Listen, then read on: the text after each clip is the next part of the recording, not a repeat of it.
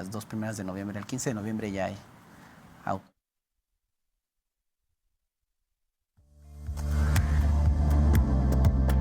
Encuentro, enfoques y contrastes de ideas para la construcción de una ciudadanía informada, inclusiva, con justicia social y participación democrática.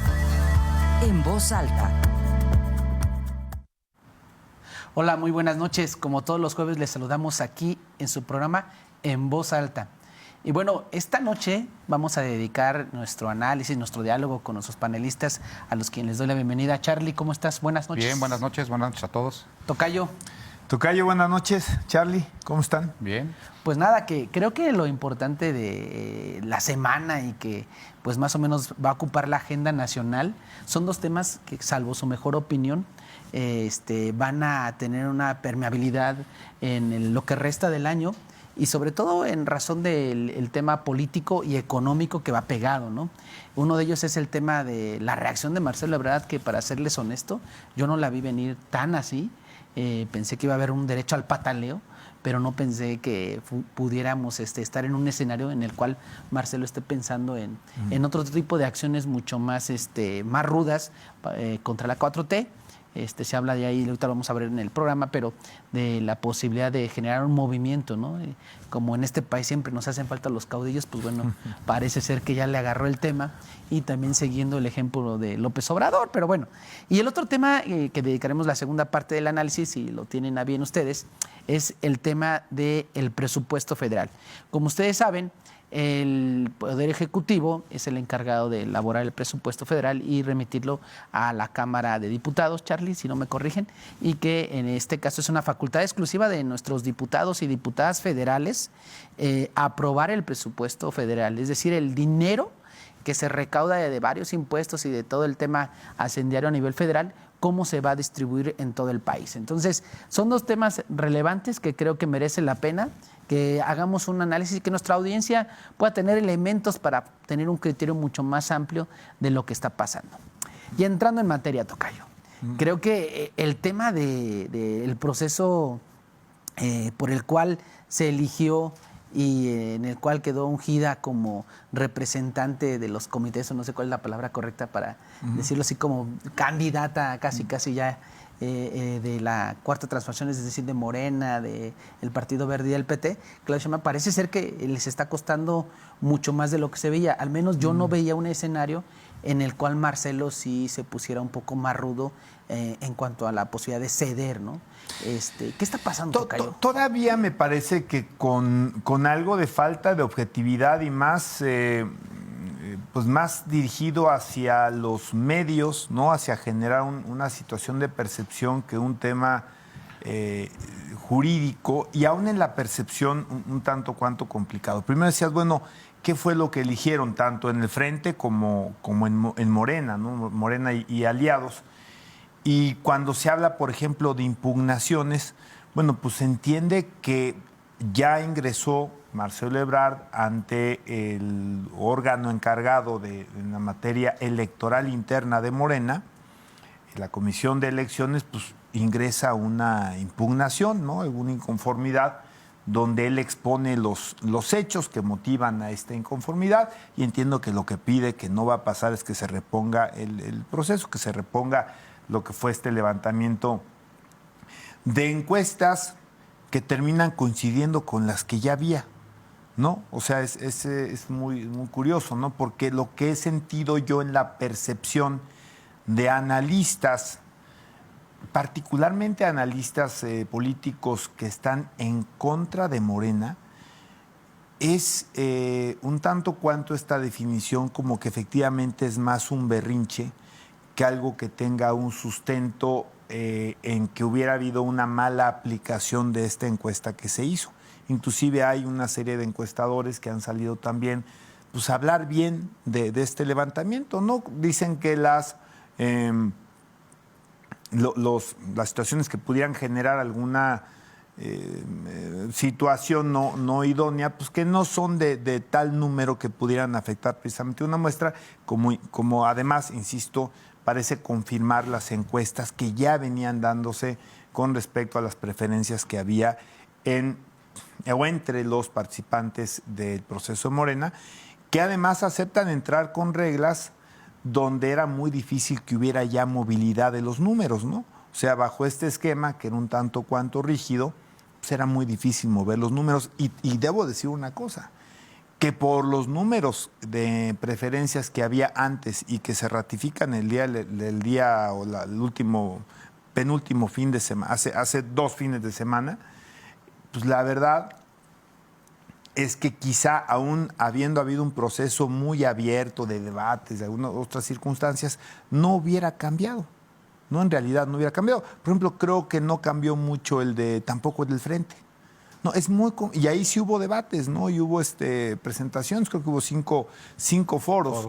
Entonces, en realidad creo que eso es la crítica que se hace y veo también que hay un beneplácito. Así lo creo que lo puedo llamar.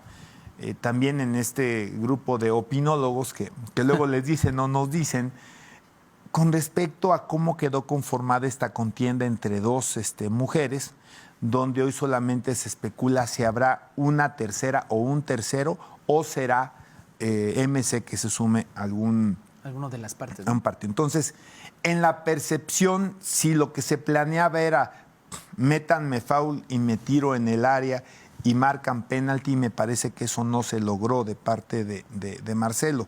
Los números tampoco son tan cercanos, además, para poder decir que esas supuestas trampas que ya existían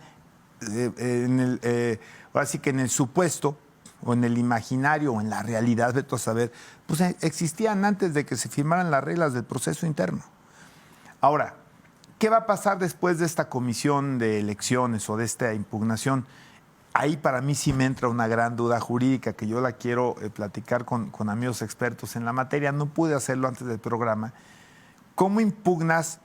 Porque ayer hablaban algunos medios que se han dejado llevar, pero no han consultado tampoco a los especialistas. ¿Cómo impugnas ante el Tribunal Electoral algo que no existe? De un lado y de otro, ¿eh? Si no hay un proceso interno de elecciones en términos de lo que se marca en la propia ley, que sí establece procesos de precampaña. Pero formalmente no estamos. Pues, ¿qué impugnas? Es como si trataras de acusar un delito a un fantasma. O como si trataras de impugnar aquí el proceso de la universidad, que se llama consulta, güey. Claro. Que ni siquiera es un proceso de elección, ¿no? Sí. Es un acuerdo político. ¿No? Entonces, a mí me extraña mucho esta parte, ¿no? Entonces, creo que a final de cuentas, aquí hay algunas situaciones que sí llegan a sorprender, que era o se planeó mal el plan B, o de plano solo se planeó para un plan A. Ahora que están muy de moda, ¿no? El plan A, B, C, Z. Pues parece ser que nunca hubo una claridad dentro del propio equipo de Marcelo Ebrard sobre qué iba a pasar si se daba el escenario más probable. No que en política, en análisis político siempre se debe de hacer. Algo que es un aprendizaje también en la política, para los que nos gusta la política, es cómo cambió el escenario, particularmente de Marcelo Ebrard, que es un político formado... con historia, con mucha trayectoria, con éxitos, ¿no? Sin duda. Sí. Inclusive en la gestión reciente como secretario de Relaciones Exteriores, ¿no? Pero ¿cómo un personaje de este calibre, de un momento a otro, y estamos hablando de 3, 4 meses, y quizá me estoy yendo largo, de ser la última cheve del estadio, literal, ¿no? O sea, para muchos un candidato idóneo en Morena. Para otros, si no era en Morena, era el natural para ir a representar a la oposición en contra de Morena. Y en algún momento dado, si no se daba esa circunstancia, era el natural para levantar a MC ante la ausencia aparente de un candidato. Pues hoy pasaron apenas, reitero, quizá 3 meses, 4 máximo, y pues ni una, ni otra, ni la otra. Bien se critica por algunos analistas que hoy es muy difícil que él se pueda mover ya, porque también expresa de sus propias palabras. No es fácil, ¿eh? Y otros partidos igual. también los partidos que ya no lo ocuparían, ¿no? Se hablaba ahora de las palabras de Marco Cortés, que sí son algo contradictorias o totalmente contradictorias. Las de Alito también, ¿no? Porque primero lo decían que era el culpable casi de que el mundo se estuviera cayendo y ahora dicen vente Véngate porque pa' aquí acá. caben los buenos, ¿no? Entonces sean esas incongruencias, pero me parece que también él terminaría siendo víctima un tanto cuanto de sus de sus propias palabras, ¿no?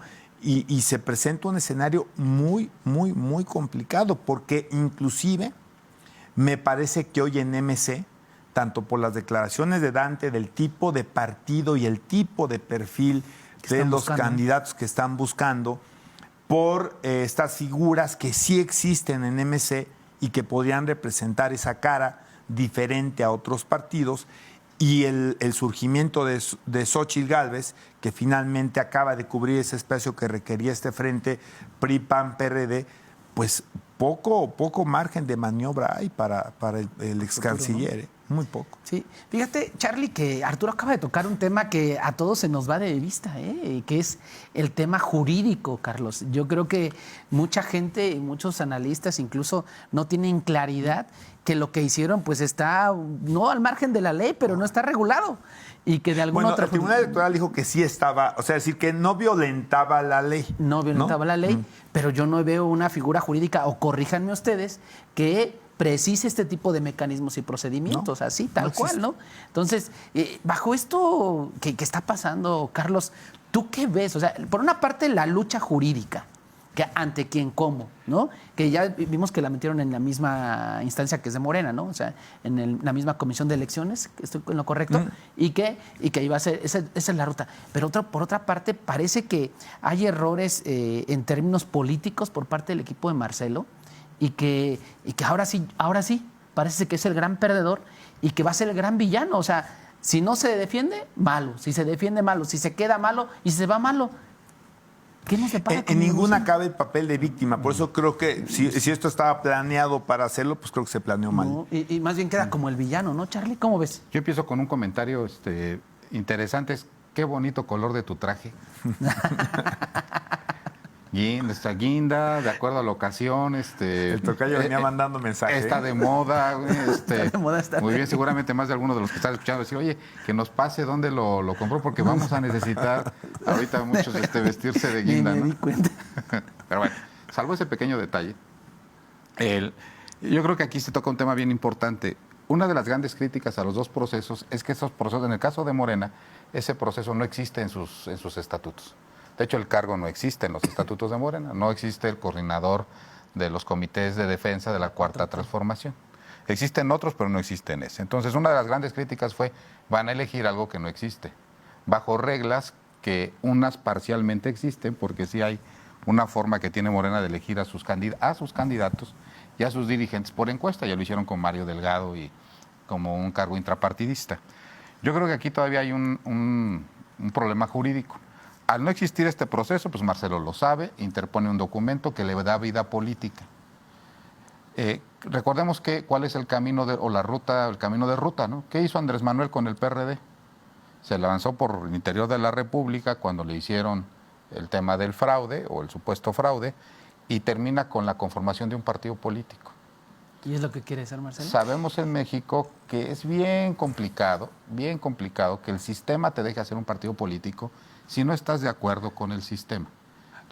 Perdón, pero ese es otro engaño jurídico y que los medios no lo están advirtiendo. Sí puedes generar un movimiento, claro, puedes generar el movimiento más grande del país, pero jurídicamente ya no puede ser partido político para las siguientes elecciones. Para el 24 Ojo, puede ser para el 30, se A aguanta. ver, la convocatoria para nuevos partidos políticos nacionales ¿Cuándo se aparece después de concluido el proceso de presidente de la República. Exacto. O sea, esto sería para enero del 2025.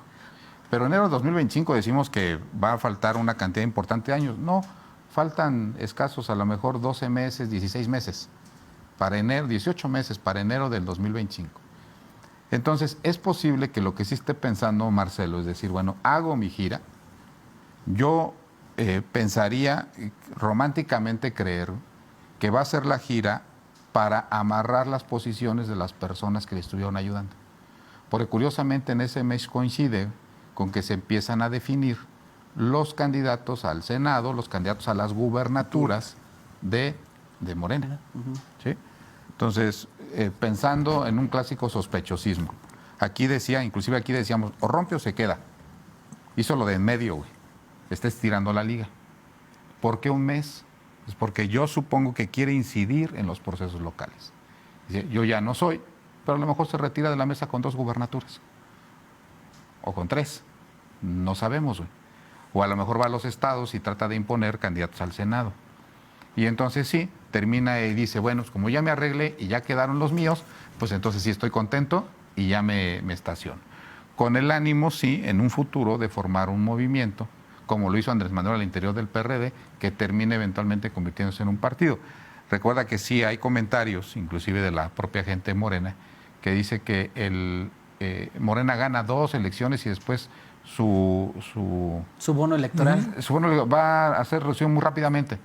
Sí, después de Claudia hay mucha posibilidad de que vaya, ¿no? Entonces, así como lo hizo Andrés Manuel con el PRD, que prácticamente lo desfunda a la creación de Morena, me parece que siempre va a haber la tentación de alguien de Morena, damnificado de un proceso, que se vuelva partido en el 2025, que ese sea el acuerdo con Morena, de déjenme hacer mi partido, pero ayúdenme con 2 o 3 cuadros para meterlos en gobernaturas o en Senado, y al final de cuentas yo me fortalezco, tratando de hacer un camino de ruta tipo el de Dante Delgado, de tener tu partido político y esperar que el de enfrente se desfunde después de la salida, fíjate que es bien interesante, de Andrés Manuel del movimiento. Si efectivamente se cumple aquel adagio de que se va a su rancho. ¿A la qué? O un poquito más allá, ¿sí? Entonces imagínate ese escenario de Morena en el 2024. Claudia Sheinbaum de presidenta, Andrés Manuel en su rancho, una ausencia de liderazgo y Marcelo con su partido político nuevo. En crecimiento, ¿no? En crecimiento. Y llegamos al 2030. Con 2 gobernadores que le dan una viabilidad económica interesante, con algunas posiciones en el Senado, otras en las cámaras de diputados, y me parece que se puede volver un referente a la salida de Andrés Manuel. ¿No? Muy interesante, tocayo, ¿eh? Creo que sí, sería un buen plan del carnal Marcelo, ¿no? Sí, no, yo creo que, vaya, sonaría lógico, no sé si sea fácil repetir las historias. Hay dos historias que no siempre son replicables. Una es jugar a ser Andrés Manuel y otra es jugar a ser Dante Delgado, ¿no? Y casi en este caso sería como meterlos un poquito en una licuadora. A mí sí me sorprendió mucho. No, estoy de acuerdo con Charlie que esa puede ser la intención. Yo no sé si por ahí vaya también la lógica de sí o no ser senador. Ya dijo que no. Pues sería una situación, me parece que un tanto cuanto incómoda. Pero creo que no es descabellado. Lo que pasa es que a mí sí me sorprendería un poco un proyecto también planeado a futuro y uno tan mal planeado en el que acaba de terminar. Sí, no concibes que alguien las teja muy bien para el futuro y no vea el inmediato, ¿no? Sí, eso es lo que a mí no me coincide. Y creo que todo parte de la, digamos, de la premisa de que le debían la candidatura. Y creo que discursivamente estaba bien. No, o sea, creo que había 2 elementos discursivos en Marcelo Ebrard que tenían lógica, y aquí en la política hay que generar convicción, ¿no? Y decía, bueno, ¿cómo no voy a ser yo si dejé pasar al presidente? Se refiere al 2012. Bueno, no es cierto, se refiere primero al 2000, porque Marcelo es candidato a la capital, al Distrito Federal en ese momento, por el Partido de Centro Democrático, en la misma elección que Andrés Manuel lo es por el PRD. El partido que funda Camacho Solís. Que funda don Manuel Camacho. Y entonces, es mentor de Marcelo. Sí, claro. Y entonces, finalmente Marcelo se baja para apoyar ya en plena campaña a Andrés Manuel, que gana por un margen muy pequeño a Santiago Krill, en esa contienda donde Fox también gana la presidencia de la República. Entonces, ese fue la primera factura que en la historia que le debían. La segunda fue, yo lo dejé pasar en 2012, porque a pesar de que habíamos empatado en las encuestas y se hace una tercera en discordia, donde salimos muy parejitos y casi por décimas, no casi por décimas de punto, él lo deja pasar en un gesto muy demócrata. Y entonces va Andrés Manuel a una elección que, por cierto, no les fue bien. que fue la de 2012. De las tres fue la que peor les fue, ¿no? 2006 estuvo a punto de ganar, 2012 quedó muy lejano de Peña Nieto y finalmente gana con un margen muy amplio en el 18, ¿no? Y ese era parte de un argumento. Yo ya lo dejé pasar y lo ayudé inclusive en el 2000. Y el otro era, yo soy el único que ha sido sucesor de Andrés Manuel. O sea, el único quien tiene comprobada la historia de cómo me porto yo cuando soy su sucesor, ¿no? O sea, ¿qué garantías va a tener toda conmigo? la historia era pues, de apoyo, de respetar políticas públicas, de respetar a algunos funcionarios y finalmente ese era el argumento que fue muy válido, ¿no? El plantearlo para generar convicción. Yo siempre pensé, y lo llegué a comentar, que había otra historia que podía contar el presidente. A mí me lo dijo una gente muy cercana al presidente hace un año. Me dijo, ojo, el presidente no le debe nada a nadie. Así me lo dijo. Y particularmente en la llegada al 18. Me dijo, no le debe nada a nadie. Y se refería básicamente a los políticos, ¿no? Claro, a los políticos en torno a él. Porque la historia que, al margen de este comentario que me hizo esta persona, yo veía, bueno, es que hay otra historia. Y la historia es, en el 2000 te apoyé, ¿no? Marcelo apoya a Andrés Manuel. Pero Andrés Manuel le paga con la Secretaría de Seguridad Pública y luego cuando Fox lo quita, que había facultades constitucionales para que el presidente de la República quitara al procurador del Distrito Federal y al secretario de Seguridad Pública, en este caso que era Marcelo, Andrés Manuel solamente no lo deja caer, sino lo sube a la antesala de la jefatura de gobierno a través de la designación como secretario de Desarrollo Social, ni más ni menos, y sin duda Andrés Manuel lo hace candidato y lo hace jefe de gobierno en el 2006. Entonces, podríamos decir primera factura pagada.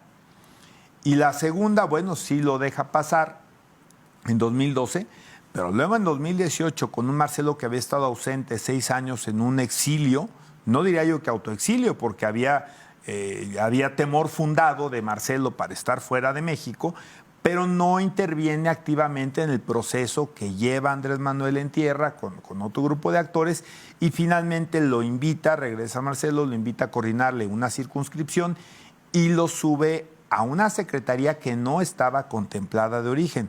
El secretario de Relaciones Exteriores era Vasconcelos, fue el que planteó él, si mal no recuerdo, Héctor, si mal no recuerdo ese nombre, senador de la República, y hay quienes hablan de que su propuesta antes de Vasconcelos era Alicia Bárcena, pero ella no podía por alguna situación que estaba terminando algún compromiso. Eso sí ya son parte de la rumorología, pero lo de Vasconcelos no es rumorología. Vasconcelos es el gabinete anunciado del presidente. Recuerden que a él le gusta mucho adelantar sus gabinetes y era Vasconcelos. Entonces sube finalmente a Marcelo y lo hace una especie de vicepresidente. Entonces el tema es si ya le había pagado entonces la segunda factura. Y creo que ahí está mucho el tema de Marcelo haber basado, quizás sí habérsela creído él mismo, que sí se la debían, y quizás nunca le preguntó al presidente y el presidente pensaba que ya estaba pagado. Oye, qué análisis tan bueno, ¿eh? Porque vamos a ahora hacer una versión novelesca, ¿no? Novelesca. En todas las mesas que me he sentado, siempre sale el comentario de ¿y si están peleados? ¿Y no estará pactado? O sea, recordemos que si fuera una eventual caída libre de Morena en el 2000, voy a poner un escenario que vamos a ligar con el tema del presupuesto, ¿no? Todos los indicadores financieros, todos, ninguno se movió con este asunto, ninguno, ¿eh? O sea, yo siempre volteo a ver los movimientos políticos y volteo a ver la bolsa y volteo a ver el precio del dólar. O sea, volteo a ver quiénes en el país se ponen nerviosos, ¿no? En la inflación y los productos. Nada, no se movió nada, ni fue nota, ¿eh? O sea, realmente... Nada más es tema de este sí, de este yo supongo programa. que los que son los verdaderamente dueños, los del país, los que tienen el capital, los como la lana, pues ven asunto y yo creo que siguen. Ni los espantó, distrae. ni estaba fuera de escenario, ni mueve las corridas financieras. Ni los gringos, ¿no? Lo hablamos la vez pasada. Nada. Yo me imaginaba que los gringos le iban a meter ahí tema con Marcelo, ¿eh? No pasó nada. O sea, ni en el frente ni nada. O sea, parecería ser que el gran escenario no se altera. Porque si no, otras cosas estuvieran sucediendo y otros actores estuvieran ya participando. Entonces no se mueve. ¿Qué pasaría en este escenario? Bueno, pues en este escenario Y si dicen, bueno, el 25 empieza el verdadero problema financiero de México. Y es real. O sea, ahorita lo vamos a ver en el tema del presupuesto y de la ley de ingresos. Los verdaderos problemas financieros los tenemos a partir del 25. ¿Qué pasaría si viniera un desgaste muy natural de Morena a partir del 25?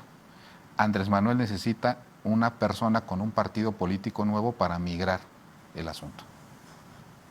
¿Sí? Entonces, pues, ¿quién mejor que el carnal Marcelo? Entonces, ahí medio fíngele un problema porque hay una cosa muy extraña.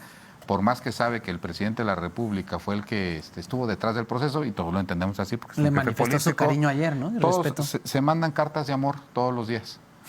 ¿Sí? O sea, realmente es no fuiste tú ni fue yo, fueron los celestinos los que nos están haciendo pelear, güey. Pero no eres tú, o sea, aunque yo sé que eres tú, ¿no? Y yo sé que si te vas y no te vas. Entonces parecería ser que están en esta otra vertiente de interpretación del gran complot, parecería que están preparando una salida para la conformación de una opción política diferente a Morena. Y antes de que alguien más la haga, la hago con alguien de casa. ¿Sí? Pues Alguien de fíjense. confianza, ¿eh? Pues fíjense ustedes cómo es la política real, ¿no? Una cosa es la política teatral, esta que Bertolt Brecht, dramaturgo alemán, establece, ¿no? El teatro de la política, y la política real es esta política de acuerdos, ¿no? No parece nada descabellado ninguno de los escenarios que están planteando. Me parece que los análisis aportan bastante a entender un poco detrás del telón que hay, porque sí, es cierto, Andrés Manuel, después de que Marcelo sale ahí a hacer berrinche, pues le dedica bastante tiempo de su espacio en la mañanera, y ayer Marcelo le dice, no, yo al presidente nunca lo lastimaría políticamente. Remember 1994. Ahí está una serie, ¿no? Bastante interesante. ¿Qué pasa? Pues Carlos Salinas se decanta por Colosio. Luis Donaldo Colosio. Y deja a Camacho Solís fuera.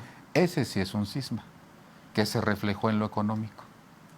Sí. Y luego cuando empezaron a decir, oye, va a haber cambio de caballo porque empieza la campaña, Colosio no prende, dicen, lo van a volver a subir, no prende la campaña de Colosio y dicen, se puede subir Camacho. Y el precio del dólar, el precio del peso mexicano, perdón, la devaluación, empezó o sea, sí había indicadores de alguien desde afuera que decía, eso sí es un cisma del sistema. No los hay acá. O sea, ¿Un cisma qué es, Charlie? Para que pues se está dividiendo, sí genera problema, sí hay un conflicto y sí hay un riesgo, ¿no? Acá parecería ser que los grandes indicadores no se movieron, entonces todo parece ser que está controlado y está en casa, ¿no? ¿Qué le espera a Marcelo entonces, tocayo, para cerrar esta primera parte del programa? Mira, esa es una pregunta que yo estoy convencido que efectivamente sí estará haciendo bien en ponerle algo de hielo y luego empezar a ver cómo pasa, O sea, porque luego también dicen, es que el bien, todo el mundo ahora habla del bien de la nación, ¿no? Los del PRI y el PAN y el PRD quieren que los DMC se unan por el bien de la nación. Fíjate nada más, ¿no? Qué bárbaros. Ahora les importa mucho, ¿no? Pero bueno, entonces si no es traidor a la patria Dante, ¿no? Y bueno, pues seguramente ahora Marcelo también tendrá que tomar decisiones que no van a ser solamente por el bien de la nación. No dudo el patriotismo de Marcelo, o sea, de verdad, auténticamente, no estoy siendo sarcástico. Pero creo que siempre hay un gran componente en el tema personal, ¿no? Es decir, cómo sigo yo jugando, cómo lo hago con dignidad y cómo acomodo, como bien dice Charlie, cómo acomodo en este periodo, que no los tienen en stand-by, ojo, Creo que es un error también táctico de Marcelo. Yo no siento que los tenga en stand-by en términos de que continúe el proceso ya. Solo les echó la pelota, ¿no? Sí, o sea, nada más están echando la pelota, pero sí creo que lo que puede venir bien para Marcelo es un proceso de tiempo para ver cómo puede acomodar fichas y si tiene un tiro más para adelante o solamente es un esquema de protección que también políticamente es válido más para una persona que ya fue perseguida. Pues muy bien, pues les agradecemos mucho esta primera parte. Nos vamos a la segunda después del corte. Platicaremos sobre lo que viene con los pesos y centavos para México. Continuamos en Voz Alta.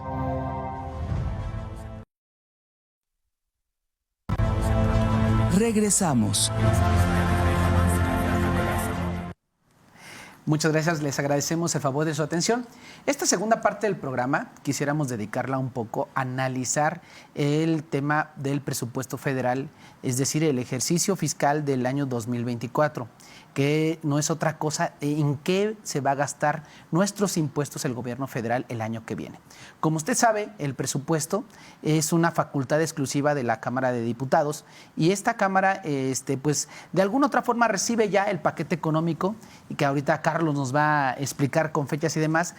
Ya se presentó el paquete, tienen hasta el 15 de noviembre para aprobar el presupuesto y que, bueno, pues de alguna u otra forma se va a ver dónde pone el corazón, dónde ponen los pesos y los centavos el gobierno federal y a qué le está entrando. Hay discusiones y ya empieza la opinología sobre que se excedieron y se quieren dar manga ancha con los proyectos que el presidente quiere impulsar y pues es obvio, ya se va, ¿no? Que tiene que ver con el Tren Maya y estas cosas. O sea, pero me da un poco de risa, tocayo, que de repente le quieren hacer a la, digamos, a la adivinanza a algunos analistas, ¿no? Quisiera empezar contigo, Carlos. A ver, desde un sentido pedagógico, explícanos un poco y a nuestra audiencia cuál es el tema en términos de los centavos a nivel federal, ¿no? La ley de ingresos, ¿qué es? Cuando se presenta el presupuesto de egresos, la ley de ingresos es lo que vamos a obtener, ¿no? Los dineritos que van a entrar al gobierno federal y el presupuesto de egresos es en qué se los va a gastar esa lana. ¿Cómo están esos tiempos y qué es una y otra, Charlie? Pues mira, si no hubiéramos estado un poquito distraídos con el tema de la grilla, regularmente siempre es muy ícono una fecha en materia de finanzas públicas, que es el 8 de septiembre. El 8 de septiembre es la fecha máxima que tiene la Secretaría de Hacienda, entiéndase el gobierno federal, para mandar al Congreso de la Unión lo que conocemos como el paquete económico o el paquete hacendario. ¿Qué lo conforman básicamente? Pues uno, un documento que es bien importante para las empresas, que son los criterios generales de política económica. ¿Por qué es importante, Charlie? Porque es como la bola de cristal de cómo el gobierno federal cree que se va a comportar la economía del país para el cierre de este año, para el siguiente y por lo menos 2 más. O sea, son las proyecciones que tiene el gobierno de México de cómo va a estar la inflación en los próximos años, de cómo va a estar el precio del petróleo, de cómo va a estar el precio del dólar, de cómo van a estar otras divisas. Y viene un capítulo bien interesante del contexto mundial. O sea, quienes lean el documento que se llama Criterios Generales de Política Económica, es la visión del Estado mexicano, de las finanzas locales, de los indicadores locales, pero también de cómo se está comportando el mundo y de cómo afecta esto a las finanzas de México. Entonces, eso se lo manda a los diputados. El 8 de septiembre. O sea, como para que lo lean, ¿no? Porque en términos generales, ese documento es base, según la ley, para que el gobierno federal tenga, y el Congreso de la Unión, tenga elementos para poder decir y aprobar los otros 2 documentos. Y también sirve para que los gobiernos de los estados y de los municipios hagan proyecciones. De hecho, te lo obliga y te lo marca la norma, ¿no? El otro documento que llega al Congreso de la Unión es la Ley de Ingresos. El proyecto, la iniciativa de Ley de Ingresos, que no es otra cosa más que cuánto cree el gobierno federal que va a recaudar el siguiente año y cuáles son las contribuciones que se van a cobrar. En teoría, un principio de legalidad, no podrían cobrarnos ninguna contribución que no estuviera contemplada en la Ley de Ingresos. Es decir, el gobierno no puede inventarse un nuevo impuesto. Nada. El siguiente año. El siguiente año. Okay. Porque tiene aparte el principio de anualidad. ¿Qué dice la Ley de Ingresos? Números más, números menos, que vamos a recaudar 9 billones de pesos. O sea, imagínense, ¿no? Son 9 millones de millones. O sea, un montón de ceritos. Pues sí, prácticamente son 12 ceros, ¿no? Eso es un 9 seguido de 12 ceros, es una cantidad impresionante, ¿no? 9 millones de millones es lo que va a recaudar la federación, contrastado con 8.3 billones de pesos del año pasado. O sea, estamos tratando de crecer 700 mil millones de pesos. Aquí viene la primera crítica a la Ley de Ingresos. Porque dice, si ya 8.3 estaba sobreestimado, tan es así que en este año 2023 parecería que no vamos a llegar a lo que se pronosticó, porque se hace una proyección muy ambiciosa para el siguiente año. Sobre todo porque no viene acompañada de otro documento que podría ser una reforma fiscal. Es decir, no vienen reformas a leyes fiscales que pudieran presuponer que el gobierno federal va a hacer alguna acción que le pretenda tener más dinero. Y en ese sentido también demanda el presupuesto de egresos, que no es otra cosa más que decir, bueno, esos 9.3 billones de pesos, esos 9 billones de pesos, ¿cómo nos los vamos a gastar? Y ahí viene ya la parte interesante y cuasi tiene buenas noticias, tiene otras cosas que no son tan buenas, pero cada vez es menos, Arturo, el debate sobre el presupuesto de egresos porque el pastel se vuelve cada vez más chico y el gasto comprometido se vuelve cada vez más grande.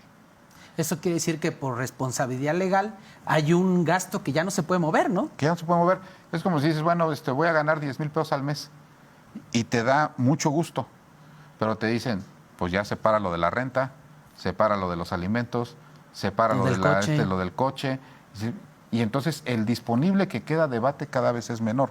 Una buena noticia para todos los mexicanos es que se incrementa prácticamente el 20% del presupuesto para los 15 programas sociales prioritarios del gobierno de la República, entre los cuales está el programa de adultos mayores, el de Sembrando Vidas, todos los programas que tienen que ver con becas para madres cabezas de familia, para discapacitados, etcétera, etcétera, etcétera. Los 15 programas prioritarios del gobierno federal sufren en términos reales un 20% de incremento. Entonces, ya lo habían anunciado, ¿no? El apoyo para adultos mayores o la pensión de adultos mayores va a tener un incremento, igual el tema de las becas en general. Entonces me parece que esa es la parte importante. Desde luego vienen los proyectos prioritarios del presidente de la República y algo sumamente alarmante, ¿no? Que no depende tanto del gobierno federal, es el incremento acelerado del tema de las pensiones. O sea, de los 9 billones de pesos, nos estamos gastando 2 tan solo en el tema de sostener el sistema de pensiones del IMSS, del ISSSTE y este nuevo derecho que se generó en esta Constitución, que es la pensión universal para adultos mayores. 2 billones de pesos y creciendo. No. Tocayo, pues bueno, parece ser que hay algunos analistas, de verdad que luego me rayan en el absurdo, ¿no, Tocayo? En cuanto a las críticas sobre el ejercicio presupuestal y cómo el gobierno pretende erogar los dineros que le van a ingresar y que, como bien decía Charlie, a veces la cobija ya está más que repartida y ya jalarla más ¿no? ¿Cuál es lo más rescatable del presupuesto y lo más delicado que tú le ves a esta parte? Yo creo que hay un mensaje en lo político, así que lo que Charlie explica creo que lo hace de manera muy, muy clara, ¿no? Con respecto a esta lógica de los criterios generales de política económica, la lógica de que primero tienes que recaudar lo que te vas a gastar y por eso hay una ley de ingresos que dice los conceptos, los montos y luego dicen que te los vas a gastar, ¿no? Pero también hay mensajes políticos, yo creo, e inclusive podría decir yo también hasta cumplimientos en los planteamientos que hizo en su momento el presidente. Uno de ellos que se cierra con la presentación de este paquete económico es que no hubo incremento de impuestos, ¿no? Finalmente fue un planteamiento que hizo el presidente, originalmente lo hace para la primera parte de su trienio, de su sexenio, perdón, que es el primer trienio, y luego finalmente lo acaba extendiendo y lo ha venido manejando en su discurso como el no haber creado nuevos impuestos, ¿no? No sé, Charlie, si algunos se aumentaron. Seguramente el IEPS, probablemente en algunos casos, ¿no? Los típicos que son recaudatorios, ¿no? El alcohol, el cigarro, ¿no? Y estos alimentos chatarra, ¿no? Creo que en una menor medida, ¿no? Sí, no sube y tampoco lo de telecomunicaciones, que es lo que más le pegó a la gente, ¿no? El tema de los celulares.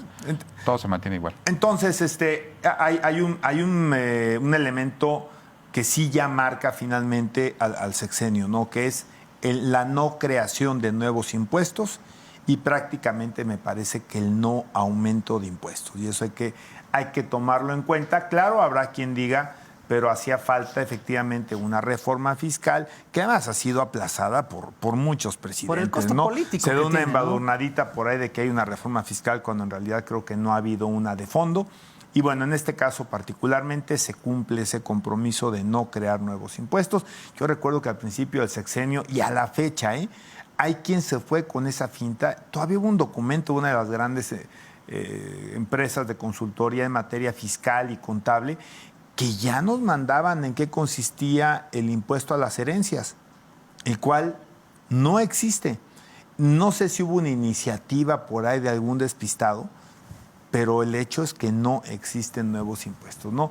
Eso por lo que toca a la parte de la ley de ingresos. Lo que toca al presupuesto de egresos, es decir, lo que se va a gastar el gobierno, pues sí toca, y a mí también la verdad me sorprende. Pues, ¿qué querían encontrar? O sea, a ver, si ya marcó el presidente la ruta de que su visión con respecto al gasto de gobierno está en las transferencias sociales, ¿no? Que se traducen en los programas como las becas, como las pensiones para adultos mayores, como pues ahora toda esta gama, jóvenes construyendo el futuro. Pues, ¿qué querían encontrar en el presupuesto del último año? Es que es electorero, no, bueno.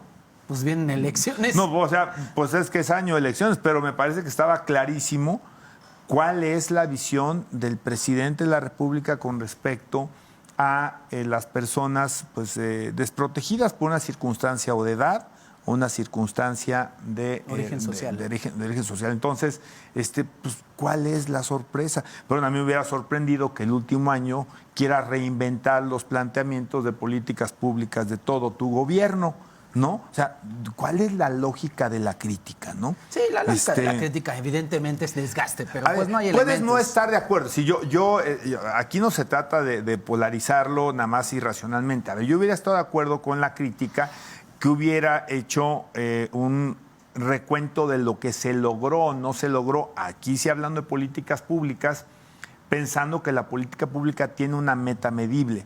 Y entonces sí decir, oye, ¿sabes qué? Lo que se hizo, lo que ya se confirma que fue digamos, la línea de trabajo de todo este sexenio, no logró los objetivos. O sea, bueno, ese análisis y esa conclusión, si es que estuviera bien soportada, me parece que es mucho más enriquecedora, mucho más lógica, que ahorita venir a decir que te sorprende que las prioridades del gasto en el 2024 pues sean las que hubo en el 2019, 20, 21, 22 y 23, ¿no? O sea, es increíble. Entonces, pero bueno, ¿no? Ese es un tema. Y claro, pues los proyectos de infraestructura, pues también claro que el presidente quiere terminarlos. ¿Cuáles son hoy los que quedan pendientes? Pues evidentemente el proyecto ferroviario, que no solamente lo limitaría yo al Tren Maya, y me parece que todavía en Dos Bocas habrá algún gasto por ahí importante.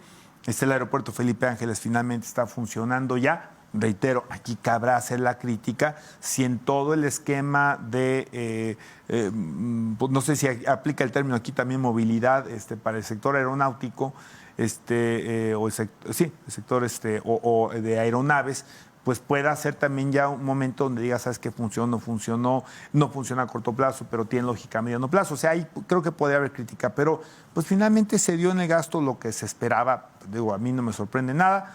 Terminar los proyectos de infraestructura que han sido proyectos, o pretende el presidente que sean proyectos ícono de su sexenio hacia el futuro, y por supuesto consolidar los proyectos o los programas de distribución o de transferencias sociales, con el riesgo que bien manifiesta Charlie, ¿no? Que efectivamente pues estos gastos que ya además son derechos, no son programas aislados de un sexenio, pues tendrán que encontrar su fuente de pago en el futuro. Entonces creo que ahí está mucho de lo que le viene a una siguiente administración, pues que tendrá que tener en cuenta esto para, pues de alguna forma, alivianar esta circunstancia, ¿no? Sí.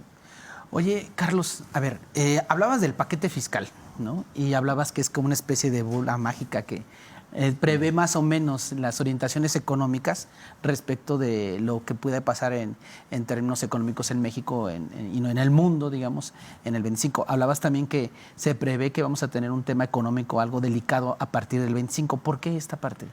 Porque pasan dos cosas que son bastante interesantes en materia de finanzas. Lo voy a tratar de explicar con las finanzas personales, ¿no? Pero uno de ellos es que vamos a tener este año ya, primero, un déficit fiscal primario. Sí, muy interesante y parece una pedantería, ¿no?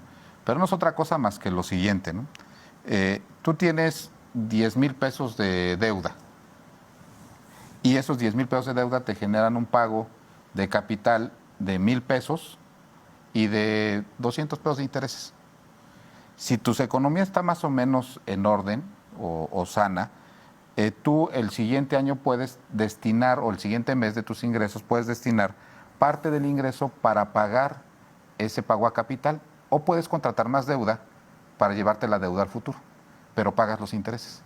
O sea, tu dinero sí te alcanza para pagar los intereses, aunque la deuda le vuelvas a sacar a otra tarjeta para pagar esa deuda. Y te llevas la deuda al futuro, pero siempre sigues debiendo 10,000, ¿no? El tema del déficit primario es cuando ya empiezas a pedir dinero para pagar los intereses de la deuda. Ya que ya no le vendes al capital, ¿no? O sea, ya no le estabas abonando al capital, porque el capital te lo llevas de un año con otro, de un año con otro, de un año con otro. Hoy le pido una caja y pago el capital, o le pido una caja y pago el capital, y el capital nunca crece, pero pagas los intereses, ¿no?, de tu ingreso. Pero cuando ya los ingresos no dan, entonces viene el otro problema, entonces empiezas a pedir prestado para pagar intereses. Y eso es lo que va a suceder en México en el siguiente año, en 2024, y se puede agudizar en el 2025. Aquí lo decíamos en un programa, el tema, Andrés Manuel sí va a pasar a la historia como el presidente que más programas sociales implementó. Si tú ves, por ejemplo, ahorita el presupuesto de egresos, te vas a encontrar que el presupuesto de bienestar ya es la mayor cantidad de presupuesto de todas las secretarías, incluida la de seguridad, ¿eh? O sea, se nota, bueno, educación, que siempre era la que llegaba con una cantidad importante de dinero, ya fue rebasada por la Secretaría de Bienestar en inversión pública. Entonces, eso no se lo va a quitar nadie al presidente, y le dio resultado porque la pobreza realmente disminuyó y lo pudo acreditar al 2022, y en el 2024 viene la siguiente encuesta. Entonces se prevé que la pobreza siga bajando por el tema del dinero en efectivo que se reparte a través de estos programas, ¿no? Pero comentamos aquí en un programa que el gran reto para la próxima presidenta de México va a ser hacerlo sustentable. Es decir, en el futuro inmediato sí se tiene que entrar a un tema de una reforma fiscal con temas que no nos van a agradar. Por ejemplo, los impuestos a las herencias. O sea, Que está bien. No, es que empieza a jugar con el tema del impuesto sobre la renta, esa es una, o puedes innovar, como algunos países europeos, con el tema de las herencias. Pero cuando digo el tema de las herencias, dice la gente, oye, si yo heredo mi casa, entonces me van a cobrar. No, se refiere a otro tipo de herencias. Herencias que son prácticamente acumulativas, inclusive de varias generaciones, que generan un gran problema de desigualdad. Estamos hablando de los grandes ricos de Querétaro y de los del país, ¿sí?, que tienen fortunas acumuladas, si bien unos en una vida, pero la mayoría no son en una vida, ¿eh? Son en 3 o 4 generaciones de acumulación de riqueza que genera una desigualdad importante. No quiero ser ave de mal agüero, pero en su momento cuando Manlio Fabio Beltrones dijo, es momento de poner el tema de la reforma fiscal sobre medicinas y alimentos, lo lincharon, ¿no? Es un tema que políticamente... Es un tema que política, pero la propuesta es bien interesante, porque la tendencia mundial es no exentes a las personas con el ingreso. O sea, no hagas la política fiscal desde el ingreso, hazla desde el gasto. Entonces, primero recauda todo lo que se pueda y después regrésale a quien más lo necesite. Pero desde aquel entonces, en el tema de IVA de medicinas y alimentos, si yo aventara 10 pesos en esta mesa como incentivo, o sea, la gente que no paga IVA de medicinas y alimentos, 94 centavos, 10 pesos, 9 pesos con 40 centavos se quedaban en la mesa de los más ricos, y solamente 60 centavos se quedaban en la mesa de los más pobres. Entonces, hay una serie de temas fiscales a los que se les tiene que entrar si queremos hacer de los programas sociales viabilidad sostenible en el futuro.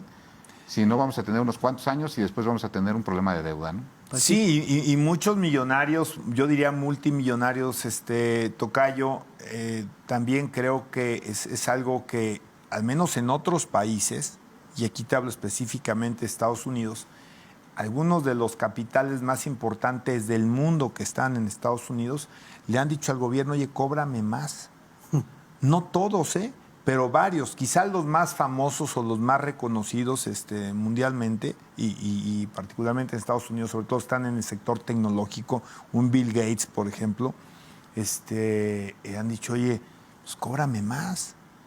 Inclusive han estado, yo lo estoy diciendo, esos son temas también de finanzas personales, pero en esas escalas que podrían cubrir productos internos brutos de varios países pequeños, hay quienes dicen, ¿sabes qué? Teniendo fortunas de billones de dólares que dicen, yo a mis hijos les voy a dejar 10 millones de dólares Y a es cada todo, uno, güey. y es Es todo todo. lo que voy a dejar.